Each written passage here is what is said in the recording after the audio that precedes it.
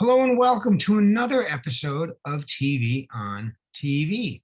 Today is Thursday, December 16. I'm your host, State Representative Tommy Vitolo, and you're watching TV on TV only on Big Brookline Interactive Group. We've got a great show today. We've got Michael Sandman, the former chair of the Advisory Committee, and he's going to walk us through some of the more interesting debates and outcomes in this most recent town meeting. But first, the news. Despite Republican opposition, Democratic United States senators united in support of raising the debt cap by $2.5 trillion. The measure now goes to the House of Representatives. On Tuesday night, the House of Representatives voted 222 to 208 to hold Mark Meadows in criminal contempt for his refusal to cooperate with the investigation of the January 6th attack on the Capitol. Also on Tuesday, Judge Trevor McFadden dismissed President Trump's plea to block Congress from obtaining former tax returns of his. The judge ruled that the House maintains the right to access the documents despite Trump's former title. Yesterday, Pfizer announced that their new medication to combat COVID infections is likely to be effective against the Omicron variant. If the FDA authorizes the drug, people may be able to receive the antiviral medication before the end of the year. Senate Republicans were adamant in their opposition of former Suffolk District Attorney Rachel Rollins' nomination last week.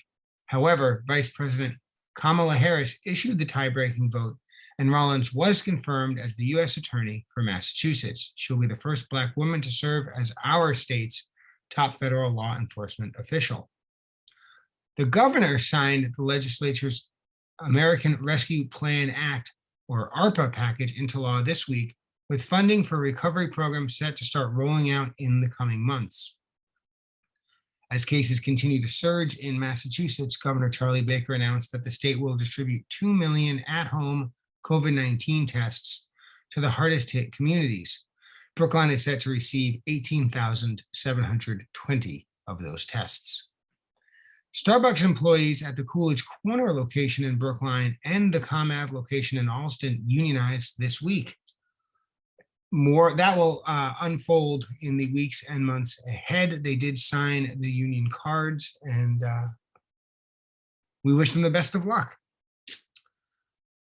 That's the news. It's getting to be shorter weeks, shorter days, and we're going to cut right over now to an interview recorded yesterday with Mike Sandman, former vice chair of the Advisory Committee, and we're going to walk through some of the town meeting outcomes and why they were interesting. And I hope you'll stay tuned. As always, I'm Tommy Vitolo. 617-872-8921 is my phone number. And of course, you can call anytime. We'll see you on the flip side with Mike Sandman. Thanks for watching BIG.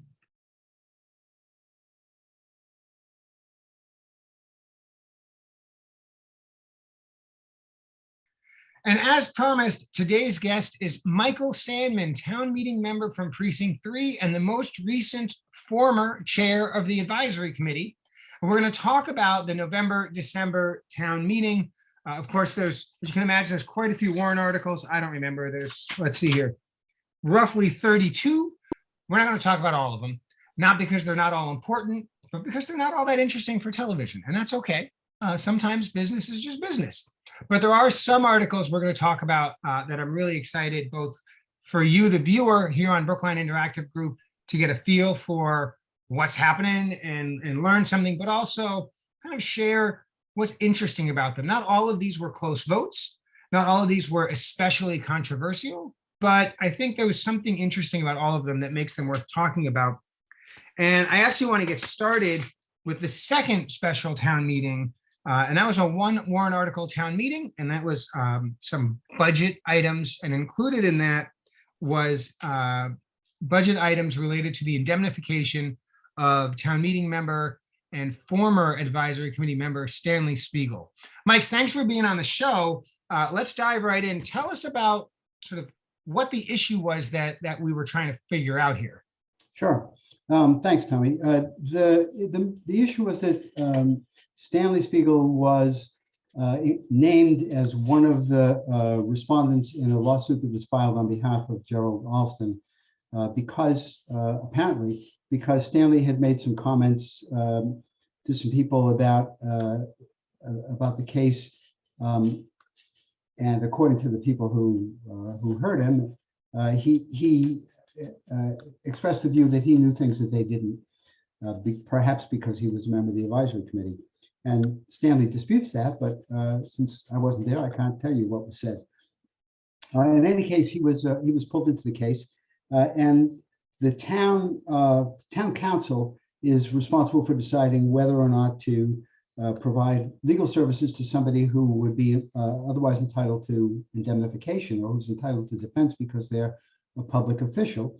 And she decided initially that Stanley didn't fit that description, although the select board members who made decisions related to Gerald Alston certainly did, and some other individuals in the town, on town staff did as well.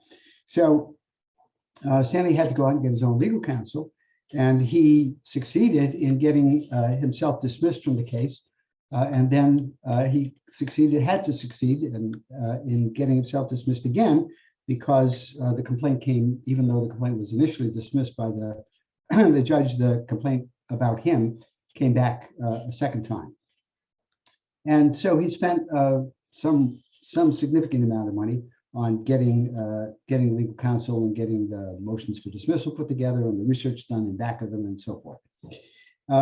And his attorney, as Marty Rosenthal, presented a claim for $198,090. And the initial claim the claim was put into a warrant article as part of the budget by the advisory committee. Actually, Marty introduced a separate warrant article, but the advisory committee wanted to put this into the budget article where we felt it belonged. And our concern was that we were being asked to spend a big chunk of money without much or really any documentation. And so we had a series of conversations back and forth with Marty and with some other folks, and ended up suggesting that an independent reviewer, should take a look at all of the invoices, all of the bills, and see whether the charges were reasonable and whether the work that was done was specific to the case, to the situation. Was there something else that was being done at the same time? And it's just a reasonable way of making sure that if we indemnify Stanley, that we're indemnifying him for what the town should be covered. So a bit of auditing to make sure that the expenses submitted were appropriate, both spent thoughtfully, but also on the right matter. Is there any chance that, is this a one-off, or is there a bigger policy at play here with this issue? That's a very good question. There is a bigger policy, and it's one of the things that I think at least some town meeting members were sensitive to, and I know a lot of the advisory committee members were sensitive to. Stanley was pulled into the case by virtue of his service to the town, and there are hundreds of volunteers who do things on behalf of the town. And if one of them says something that results or does something that results in they're being dragged into a legal dispute, will the town defend them? Will the town help them out? And subsequently, by the way, town council changed their mind about including Stanley. And then, but at that point, Stanley had already retained counsel and basically had spent the money. So the question is, is there a precedent here? Yes, there is a precedent, and it relates to how broadly the indemnification that the town is prepared to make, or how broadly the town's defense of someone is prepared to go. And it does cement in place a policy that actually existed in writing, but hadn't really been tested. And ultimately, town meeting voted 195 to 25 in favor, about 88%, far more than the simple majority that would have been necessary. And we're going to move on because we got to, keep our viewers engaged and be respectful of the show that comes on after us. So I want to sort of skip to Article 7, 8, and 9, and they're different details, but they're all related to retail marijuana sales in the town of Brookline. So to remind you, Article 7 would have increased the cap on marijuana retailers by 2 for equity applicants. Article 8 sought to round down the number of licenses when you do the division and you get a fraction. And Article 9 related to a study for the town's approach to recreational marijuana. And we debated them all at once, which can feel a little bit complicated, but maybe more efficient than doing them all separately. What were your takeaways? What was actually interesting and important, and what maybe we went through the motions on, but isn't going to be very defining? What are people going to remember 6 months from now? Well, that's one thing they're going to remember is that it was a very long debate because there were quite a number of people who spoke in favor of rounding down the number of licenses, even though it wouldn't have any immediate impact in the town in terms of the number of licenses that have been issued. 4 licenses have been issued for marijuana. They call dispensaries, as they call. They're really marijuana stores. And the thing that I take away from it is that town meeting as a whole wants to see what happens with retail marijuana before it makes any changes at all, before it increases the number of licenses, or before it takes any steps to decrease the number of licenses that could potentially be issued. We can potentially issue 1 license for every 2 package stores, I believe, and off-premises liquor license stores.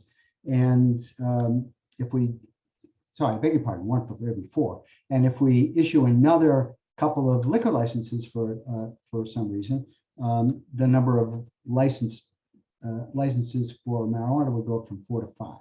And the people who wanted to round down were determined that they wanted to prevent that. Everybody, so the consensus seems to be, let's just see what happens. Yeah, so in fact, you're referring to Article 8, yeah, right? And Article 8, I'm checking, right, failed 106 to 116, very close. It was sort of it sort of tells me that town meeting is roughly like 50-50 on press ahead versus tone it back. And I think, not stay the same, but actually sort of, pull it back a little bit. So I think your assessment is right. I want to quickly talk about Article 7, equity applicants. The idea was to create 2 more licenses specifically for equity applicants.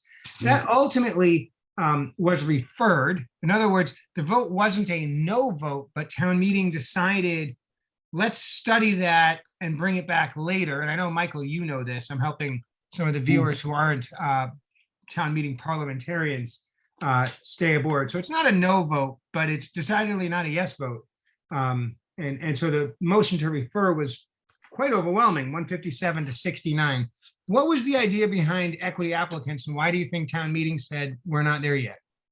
So it's pretty clear as marijuana licenses have been issued really all across the state that there was an intent when retail marijuana was legalized to try to give members of minority communities, especially the African American community, an opportunity to participate in an industry that when it was illegal in Massachusetts resulted in large numbers of African Americans being charged with a crime for possession of marijuana.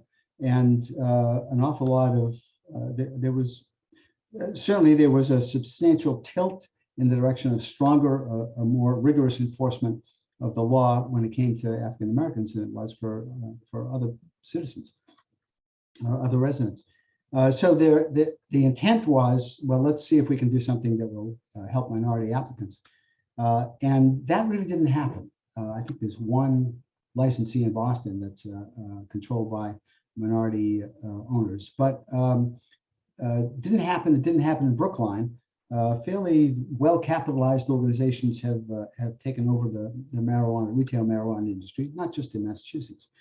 And so the thought was that by the proponents of that article, that we should offer 2 licenses specifically to people who are from minority communities. Two And additional licenses above two and beyond additional, right, the four that right. have already been issued. Exactly. Got Thank it. you. The difficulty with that is, well, how do you define that? How do you ensure that that a business really is controlled by members of a minority? If that's probably the basis of the referral rather than saying yes or no. Let's take another look at this. The state has some definitions. Is this practical? Can we do it on a town at a town level without waiting for action from the state?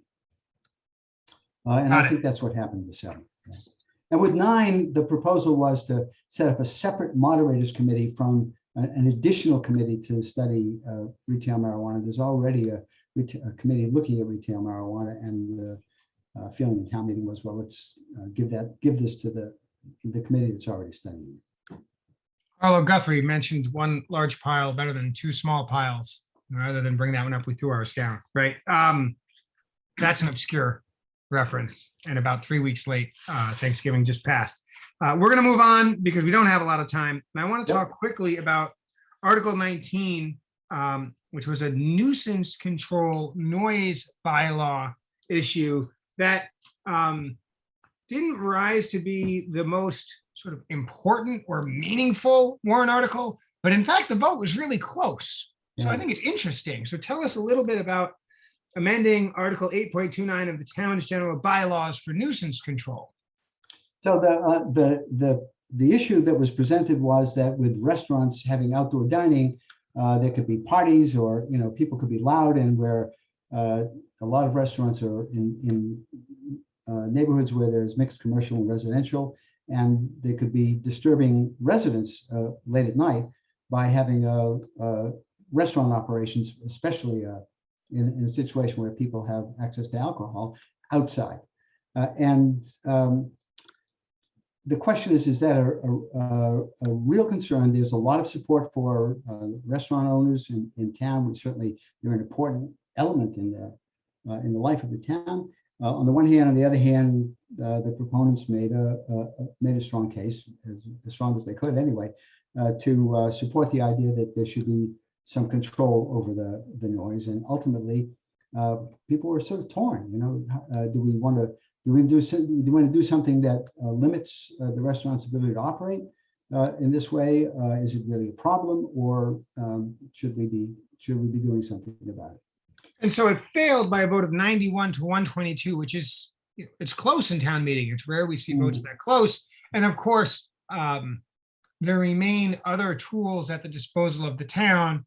If there is a particularly loud problem, right, a resident can still call the police and can still, police officer can say, hey guys, like, you're at a 10, you need to be at a 2, right?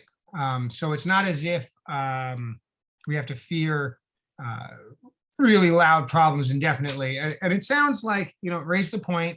I suspect business owners now going to be a little bit more careful, right? Make sure, hey guys, like, let's bring it down a notch from time to time. And I think that's helpful. I want to get to warrant article 22, which was not close.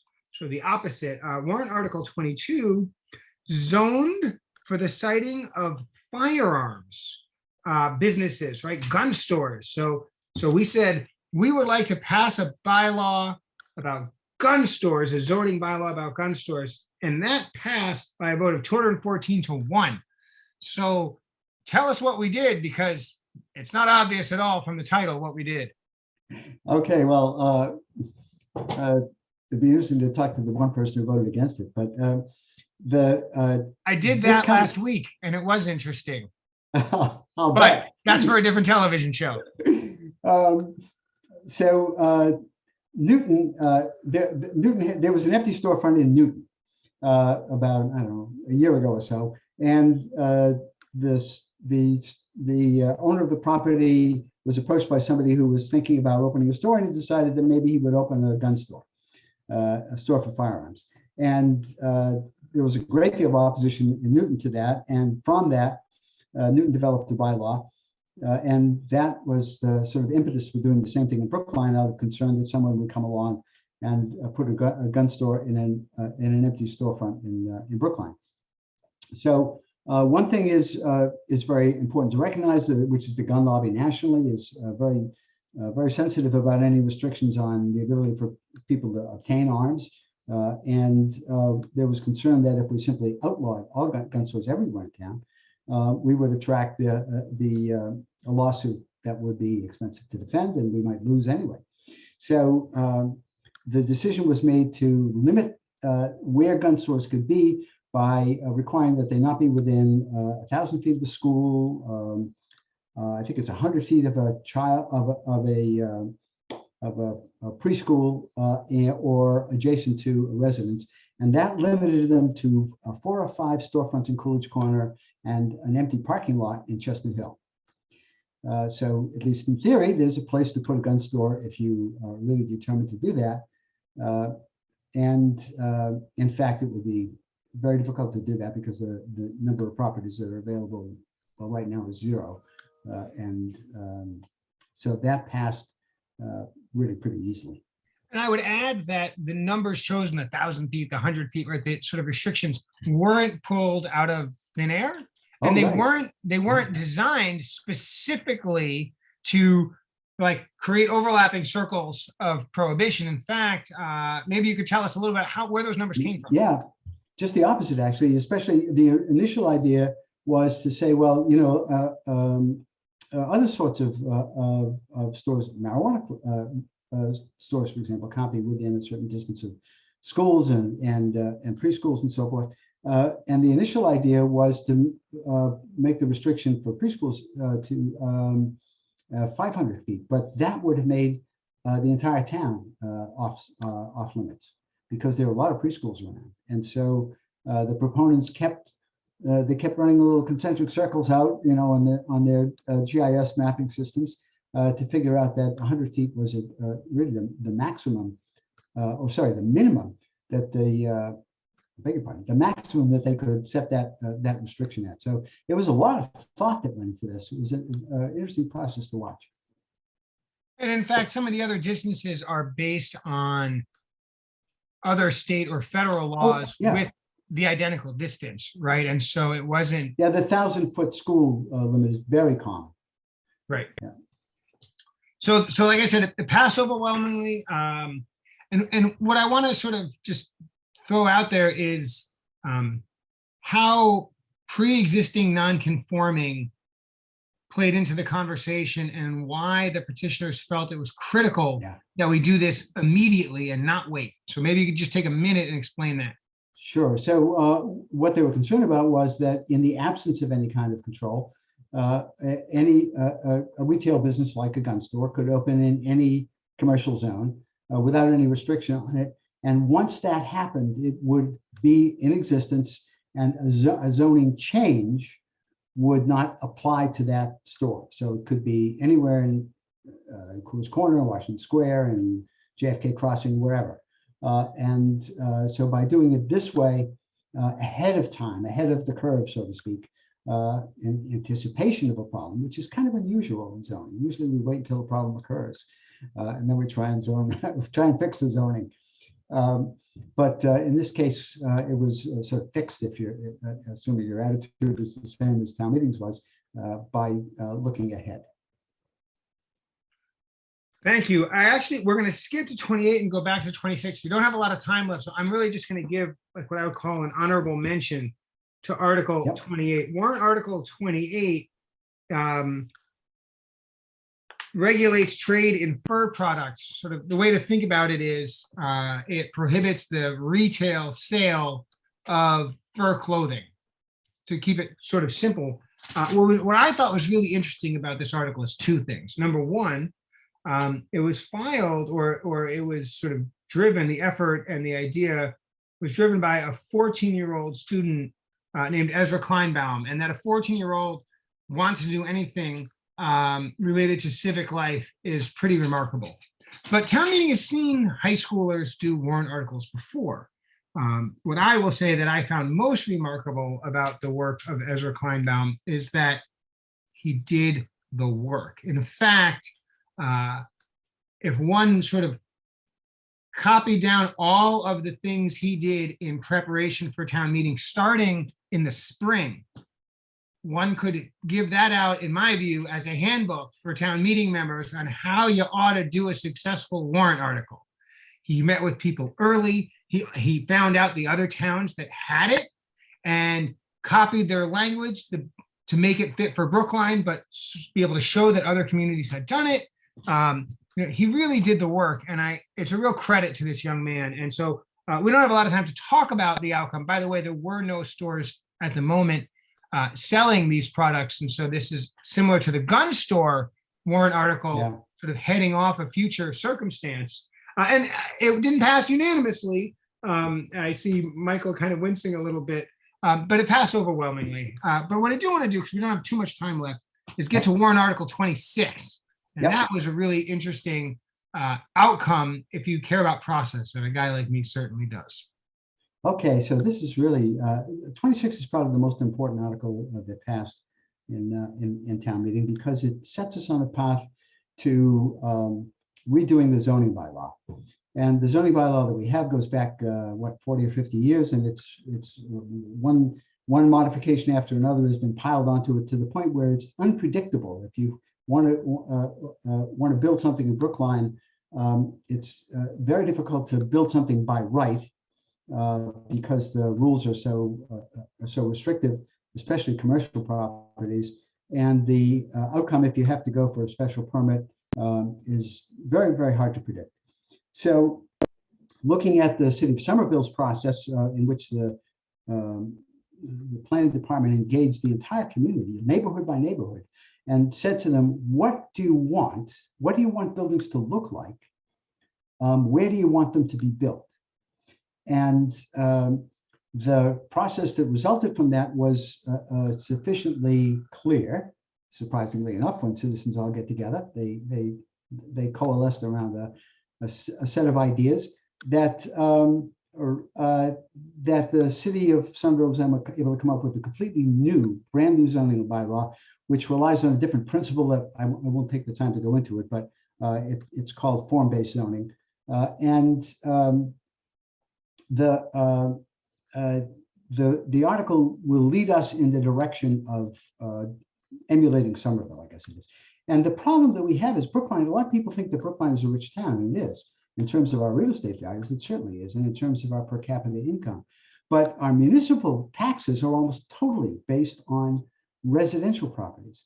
And unlike Somerville, Boston, Cambridge, which have very substantial commercial tax bases, it's almost impossible to build anything commercially in Brookline because of the zoning bylaw. And so hopefully we will come to terms with the need to have more defined commercial opportunities in town, along with knowing where we can build multifamily housing and mixed commercial residential. So this is an important one, and it's going to take a few years to play out, but it's a really great start down that road. Now, when the article was first filed, that's not the article that town meeting ultimately passed. Can you kind of give us a flavor for how it started and how it's going and how we got there in this particular case, which I think have lessons for town meeting for future warrant articles? Indeed, they do. So it really started with a presentation to the advisory committee of what Somerville had done, because we understood that Somerville had done something interesting, and we asked for, we had a 2-hour meeting with a presentation from a city planner from Somerville. And that got some people thinking about, well, what can we do in Brookline? And a warrant article began to take form. As the warrant article was initially presented, it was sort of hell-bent for election on rezoning. And there was no careful, thoughtful process to get to that point and to enlist resident support. So there were a lot of people, particularly people who are very concerned about affordable housing, who said, well, this is just a way of stopping progress in building affordable housing. Actually, and I sat down with some of those folks in the summertime. I said, you know, nobody's going to get what they want with the current zoning bylaw, not you and not anybody else. And it would be much better to sit down and say, well, what do you want? And what are you willing to do along the lines of rezoning? One thing was very clearly that they would not be willing to stop bringing in new zoning bylaws themselves. And that's reasonable. Until there's something else, well, they have to operate under the kind of law. And to their credit, they were very thoughtful and ended up supporting the article. So it passed by a substantial majority. Well, town meeting goes on for tens of hours. Oh. TV on TV is only 25 minutes. Well, 30 minutes, including the intro. And so we're out of time. Michael, thank you so much for coming on the show and really for investing all the time prior to the show, working on behalf of the town in this volunteer fashion, having served as chair of the advisory committee, really getting to know each and every article, as well as budget issues and other issues, and putting in the work to develop the expertise and bring to it the patience and the thoughtfulness necessary. And so speaking for myself, and I think for the town, very grateful for all of your efforts thus far, and hope you will continue to find ways to work on our behalf in the town of Brookline. You've been watching TV on TV. I'm Tommy Vitolo. Brookline Interactive Group is our thoughtful host. Mike, thanks for coming on the show. Thank you.